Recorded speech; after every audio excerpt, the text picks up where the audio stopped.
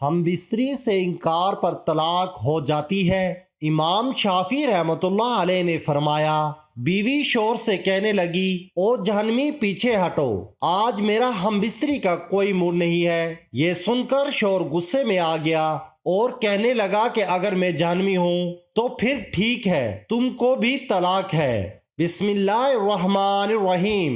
محترم ناظرین، میاں بیوی کے تعلقات میں کچھ ایسے اعمال ہیں جن کو ہم معمولی سمجھتے ہیں، جو شریعت میں سنگین جرم ہے۔ کبھی کبھار لگتا ہے کہ یہ بے حیائی کی باتیں ہیں۔ یہ بے حیائی نہیں ہے، یہ شریعت کا علم ہے۔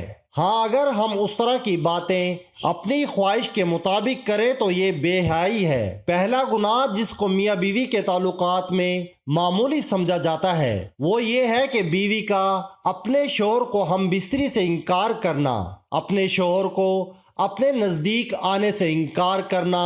جامع صغیر میں یہ روایت ہے کہ آپ صلی اللہ علیہ وآلہ وسلم نے فرمایا، جب شوہر اپنی بیوی کو بلائے ہم بستری کے لیے تو عورت پر واجب ہے کہ وہ فوراً اپنے شوہر کی بات مان لے، سوائے شرعی عذر کے۔ شرعی عذر کی وجہ سے بیوی انکار کر سکتی ہے، یعنی ایسی کوئی شرعی مجبوری، مثلاً حیض، ماہواری وغیرہ ہو تو وہ الگ بات ہے، لیکن اگر شرعی عذر نہیں ہے تو آپ صلی اللہ علیہ وآلہ وسلم فرماتے ہیں کہ وہ عورت فوراً اپنے شوہر کی بات مان لے، خواہ وہ اونٹ کے کجاوے، اونٹ کی وہ سیٹ جس پر بیٹھ کر سواری کی جاتی ہے پر ہی بیٹھا کیوں نہ بلا رہا ہو۔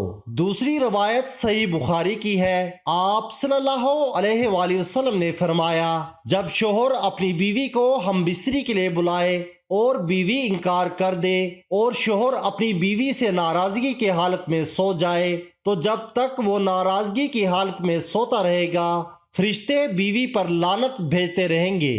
دوسرا گناہ میاں بیوی کے تعلقات میں جس کو معمولی سمجھا جاتا ہے جبکہ شریعت میں اس کا اتنا سخت گناہ ہے، وہ یہ ہے کہ عورت کا بغیر کسی شرعی عذر کے شوہر سے طلاق کا مطالبہ کرنا۔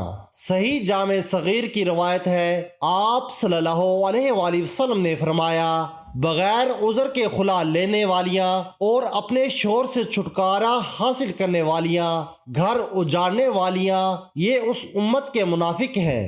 دوسری روایت میں فرمایا، جس عورت نے بغیر کسی سبب کے اپنے خاوند سے طلاق طلب کی اس پر جہنم واجب ہے اور یہ جنت کی خوشبو نہیں سونگے گی۔ محترم ناظرین، آج ہم اپنے خاص موضوع کی طرف چلتے ہیں، کیا ہم بستری سے انکار پر طلاق ہو جاتی ہے؟ امام شافعی رحمۃ اللہ علیہ نے فرمایا، امام شافعی رحمۃ اللہ علیہ کا شمار تاریخ کی عظیم ترین ہستیوں میں ہوتا ہے۔ انہوں نے اپنی ساری زندگی دین کی تبلیغ میں وقف کر دی۔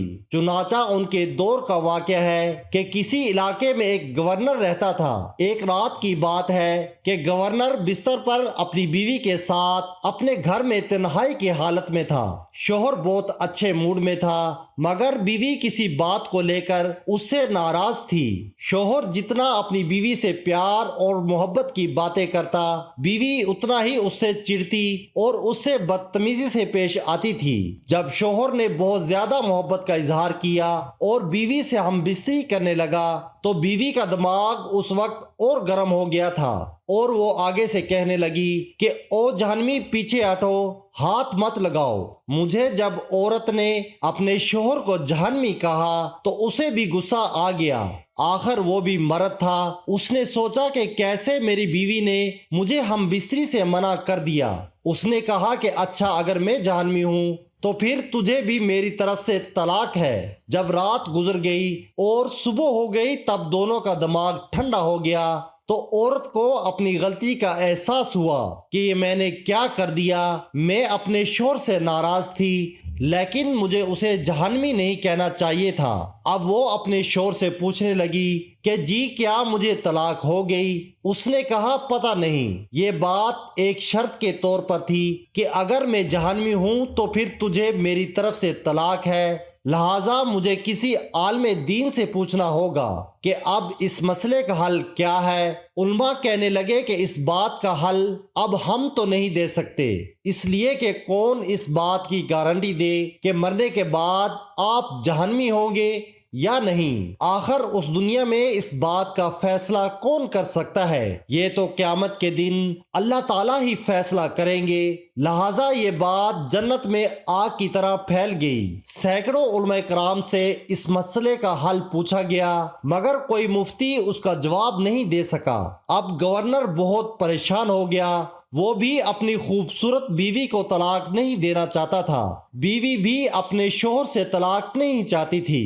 چنانچہ خدا کا کرنا ایسا ہوا کہ حضرت امام شافعی رحمۃ اللہ علیہ کو کہیں سے پتہ چل گیا کہ فلاں علاقے میں یہ واقعہ پیش آیا ہے۔ انہوں نے فرمایا کہ مجھے وہاں لے چلو، میں اس سوال کا جواب دے سکتا ہوں اور اس مسئلے کو حل کر سکتا ہوں۔ چنانچہ امام شافعی رحمۃ اللہ علیہ آئے اور انہوں نے گورنر سے فرمایا کہ مجھے سارا واقعہ بتاؤ۔ اس نے بتایا کہ اس طرح میری بیوی نے یہ الفاظ کہے اور میں نے غصے میں اس کو ان الفاظ میں جواب دیا، اب بتائے طلاق ہوئی کہ نہیں؟ امام شافعی رحمۃ اللہ علیہ نے فرمایا کہ جناب عالی میں اس کا جواب تو دے سکتا ہوں مگر اس سے پہلے مجھے آپ سے تنہائی میں کچھ باتیں پوچھنی پڑیں گی۔ اس نے کہا کہ ٹھیک ہے۔ چنانچہ امام شافعی رحمۃ اللہ علیہ نے خاوند سے کہا کہ مجھے یاد کر کے بتائیں کہ کبھی آپ کی زندگی میں کوئی ایسا واقعہ پیش آیا ہو جس میں آپ گناہ کرنے کا موقع رکھتے ہوں اور گناہ کرنا آپ کے لیے بہت آسان ہو مگر پھر بھی اللہ کے ڈر کی وجہ سے آپ نے اپنے آپ کو اس گناہ سے روک لیا ہو۔ پھر گورنر سوچ میں ڈوب گیا۔ آخر میں کچھ بولا کہ ہاں، میری زندگی میں ایک ایسا واقعہ پیش آیا تھا کہ جب میں گناہ کر سکتا تھا پر میں نے خود کو روک لیا۔ ایک دفعہ میں جلدی میں اپنے دفتر کے کاموں سے فارغ ہو کر اپنے کمرے میں چلا گیا۔ جیسے ہی میں کمرے میں داخل ہوا میں نے دیکھا کہ محل میں کام کرنے والی لڑکی میرے کمرے میں چیزوں کو سنوار رہی تھی اور میرے بستر کو ٹھیک کر رہی تھی۔ جب میری نظر اس کے چہرے پر پڑی تو وہ حسین لڑکی مجھے پسند آ گئی۔ چنانچہ میں نے دروازے کو بند کر دیا اور کنڈی لگا دی۔ جب میں نے کنڈی لگائی تو لڑکی سمجھ گئی کہ میری نیت خراب ہے اور وہ نیک اور پاک دامن تھی۔ اس نے میری طرف دیکھا اور کہنے لگی کہ اے بادشاہ، اللہ سے ڈر، اس کی آگ سے ڈر۔ جیسے ہی اس نے یہ الفاظ بولے تو میرے دل میں اللہ کا ڈر آ گیا اور میری آنکھوں کے سامنے قیامت کا منظر آ گیا۔ میں نے سوچا کہ جب میں اللہ کے سامنے پیش ہوں گا تو اسے کیا جواب دوں گا۔ میں ڈر گیا اور کنڈی کھول دی اور لڑکی سے کہا جاؤ، چلی جاؤ۔ حالانکہ اگر میں چاہتا تو لڑکی سے اپنی جنسی خواہش پوری کر سکتا تھا، مجھ سے کس نے پوچھنا تھا؟ مگر اس نیک لڑکی کے یہ الفاظ میرے دل پر جا لگے اور مجھے اللہ کا خوف آ گیا اور میں نے یہ گناہ نہیں کیا۔ یہ میری زندگی کا وہ گناہ ہے جو میں چاہتا تو بڑے آرام سے کرتا مگر میرے خدا کے خوف کی وجہ سے میں نے نہیں کیا۔ جب امام شافعی رحمۃ اللہ علیہ نے اس کا یہ واقعہ سن لیا تو آپ فرمانے لگے کہ تمہاری بیوی کو طلاق نہیں ہوئی کیونکہ تم جہنمی نہیں بلکہ جنتی ہو اور انشاءاللہ جنت میں جاؤ گے۔ جب انہوں نے یہ فتویٰ دیا تو باقی علماء ان سے اختلاف کرنے لگے کہ آپ کیسے کہہ سکتے ہیں کہ کون جنتی ہے اور کون نہیں؟ آپ کیسے جنت کا ٹکٹ دے سکتے ہیں؟ کیا ٹکٹ آپ کے ہاتھ میں ہے کہ آپ کہیں کہ یہ بندہ جنتی ہے یا جہنمی؟ امام شافعی رحمۃ اللہ علیہ فرمانے لگے کہ یہ فتویٰ میں نے اپنی ذاتی رائے سے نہیں دیا بلکہ یہ فتویٰ اللہ تعالیٰ نے قرآن پاک میں خود فرمایا ہے۔ آپ حضرت نے قرآن کی یہ آیت پڑھ کر سنائی۔ ترجمہ: جو شخص اپنے رب کے سامنے کھڑا ہونے سے ڈرا اور اس نے اپنے نفس کو خواہشات میں پڑنے سے بچا لیا، اس کا ٹھکانہ جنت ہوگا۔ چنانچہ اللہ تعالیٰ نے فرما دیا، لہٰذا میں فتویٰ دیتا ہوں کہ اس گناہ کبیرہ سے بچنے کی وجہ سے یہ بندہ قیامت کے دن انشاءاللہ جنت میں ہوگا۔ جو مرد یا عورت آج کے اس دور میں بھی گناہ کی دعوت ملنے کے باوجود اپنے آپ کو گناہوں سے بچا کر رکھتے ہیں اور اپنی عزت اور پاک دامنی کو محفوظ رکھتے ہیں، یہ لوگ قیامت کے دن انشاءاللہ جنت میں داخل ہوں گے اور اللہ اور اس کے رسول محمد مصطفیٰ صلی اللہ علیہ وآلہ وسلم کا دیدار کریں گے۔ اللہ تعالیٰ سے دعا ہے کہ وہ ہمیں اپنی عزتوں کی حفاظت کرنے کی توفیق عطا فرمائے، آمین ثم آمین۔ ناظرین، ویڈیو اگر پسند آئے تو لائک اور شیئر ضرور کیجیے گا اور ہمارے چینل کو ضرور سبسکرائب کریں۔ اللہ ہم سب کا حامی و ناصر ہو۔ تمام احباب سے گزارش ہے کہ اللہ کے 99 ناموں میں سے ایک نام کمنٹ میں ضرور لکھیں۔